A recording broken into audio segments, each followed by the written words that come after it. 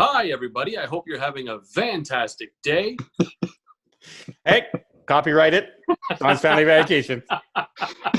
Strikes the channel. I got to call Google and put a strike on that one. No, really, you do it. Go ahead.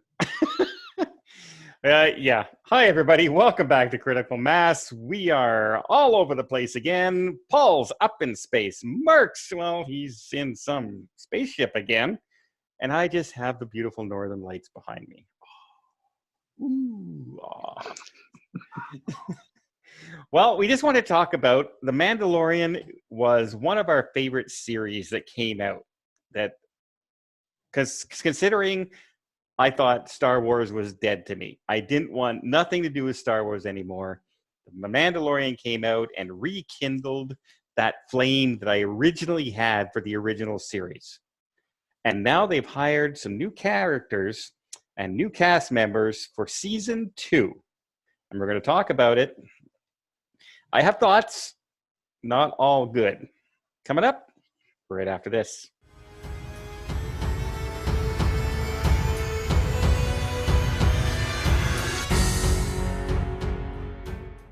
Okay, obviously the very first one we have is Rosario Dawson being hired for season 2. What did you guys think of this hiring? I honestly think that she really looks the part.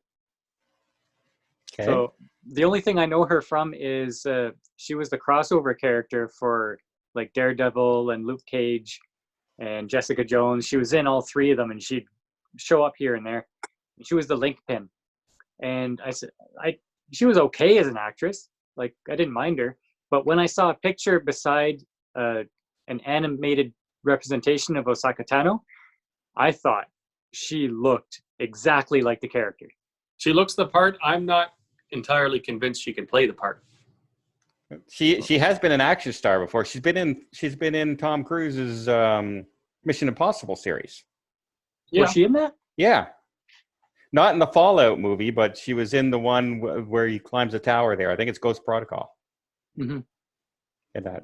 Okay, she's the girl that kicks the other one out the window. Because her partner's the one who got killed at the beginning of the movie. So I think she can do the action role. She's done those kind of films before. I find the Mandalorian takes more than just action, though.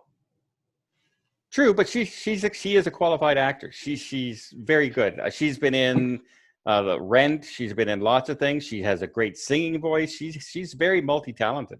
Okay, I'll say this: they've done a decent job on the Mandalorian with casting so far. So I'm willing to give it a shot, obviously. Well, I'm wondering, like you say, it takes more than whatever for the Mandalorian. Like, what do you mean? For in acting roles in the Mandalorian, you have to be able to actually carry the story, which is what the Mandalorian. That's what's good about it, is the fact that it's not just action shot after action shot, but that it follows a story and that you're actually enveloped and involved in the story. You're following it. It was okay, but it's not like every actor that has appeared on The Mandalorian has been an Oscar contender. No, and it's very obvious when they don't fit the part. However, I will say most of the characters do a pretty darn good job of the character they're portraying. Yeah. Right down to the guest appearances of the stormtroopers. I think the risk is that if she can't pull it off, Tano is apparently, I haven't read anything or seen any of the cartoons, but apparently this Tano character is beloved by Star Wars fans. People have been asking for a movie with her for a long, long time. So if she messes it up, or if the directors and writers mess it up, then there's going to be hell to pay. We'll hear about it, for sure. We'll talk about it. See, that's one of my issues I have with this. I like the fact that the Mandalorian is apart from the Star Wars universe.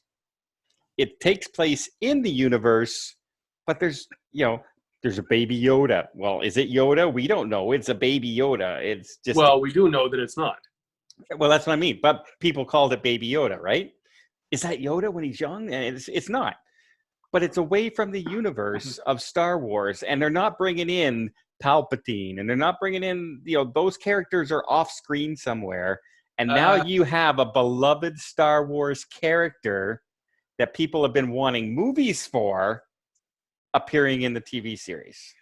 So they've been talking about doing some spin-offs and crossovers with the original, which I don't want. Luke Skywalker character. Don't do with that. The Princess Leia character. No. I know you don't want it. Don't mess it up. But don't mess it up. They want to make as much money from it as possible, and they're going to bring in a new young Luke and a new young Leia, and they're going to start doing some... And it'll bomb, and people will stop watching it because you can't recreate... We just did Han Solo, and he did a pretty darn good job as Han Solo. He wasn't bad, and people didn't want it. But have you ever seen a picture of the guy who plays the Winter Soldier beside a picture of Mark Hamill? They look almost identical. Okay. I think he could pull it off. There were lots of people that looked like Han Solo that they turned away from the movie. It doesn't matter. It's not Harrison Ford.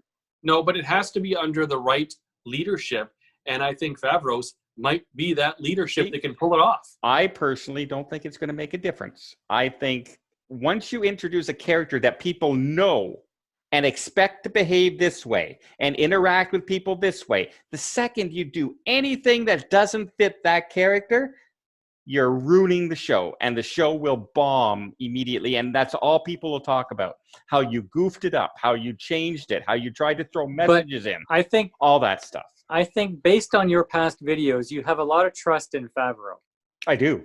So if he does it under his stewardship, it would probably work out. Possibly, but is it Favreau calling the shots to bring in those characters?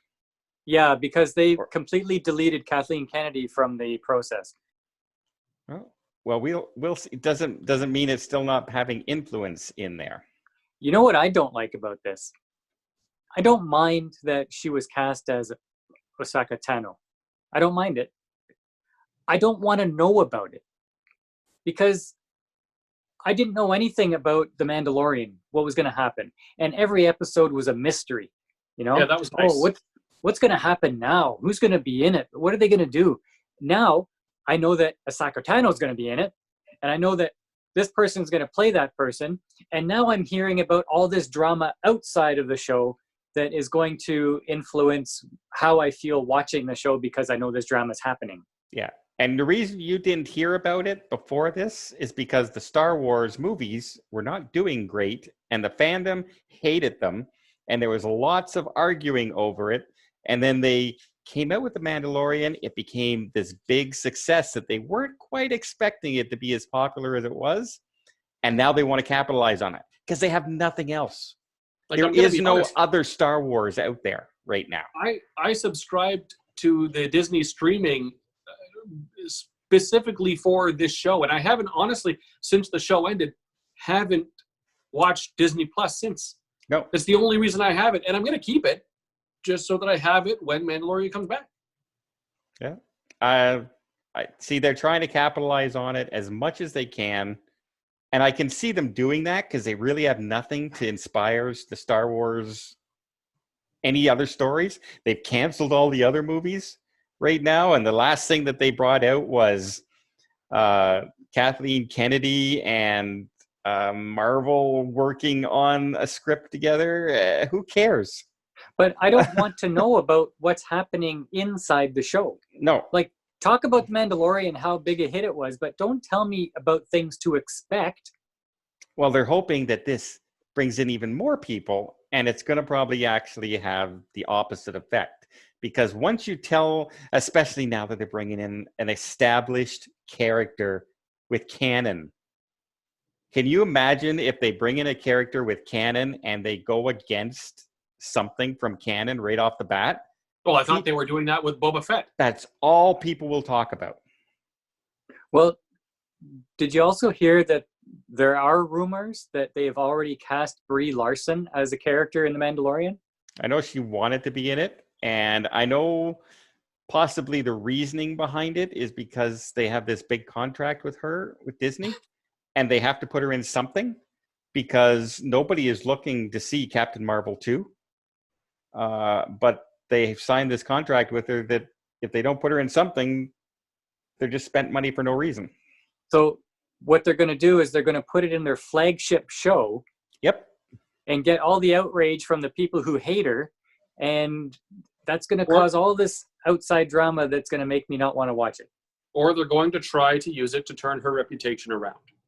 Or they're going to introduce a character in the show that they can hope to spin into a Star Wars movie. Or put her as a character that you're supposed to hate. Oh, that might work. Or maybe they'll just kill her off.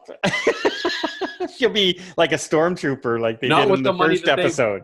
Not with the money they've spent on her, for sure. We're awful hard on Brie Larson because of all the outside stuff that happened in the movie, not with her speeches and stuff like that.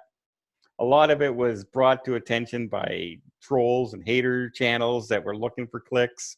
Some of the stuff was legit. Some of it was all made up. But I wasn't a big fan of Captain Marvel. I wasn't a big fan of King Kong, Skull Island, as far as her acting in the movie is concerned, or any of the humans in the movie. But, can she pull off a role? Probably. She's won an Oscar. I liked her in 21 Jump Street. Should she be a character in Star Wars right now with her reputation from the Marvel film? Probably not. Probably not. I think they missed an opportunity with Picard. They should have done the same thing. Well, look how the Mandalorian. We're driving down the road and just veered into the. No, just stay with me. Stay with me for a second. Everybody focus on Mark's focus. Look how the Mandalorian has reignited an interest in the Star Wars universe. I think they had an opportunity to do that with Picard and failed miserably. Do you want to cut that out and put it in our Picard episode? That's called a segue. All right. Well, guys, let us know. I have my trepidations. Rosario Dawson, very capable, very good actress. No problem with her casting as that character. Personally, I don't think that character should be part of The Mandalorian. I would have rather seen her own show or her own movie altogether.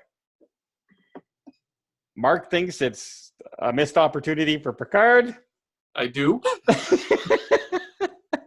And Paul is a little bit worried about Brie Larson coming in. So let us know down below in the comments what you guys think. Do you think these are mistakes?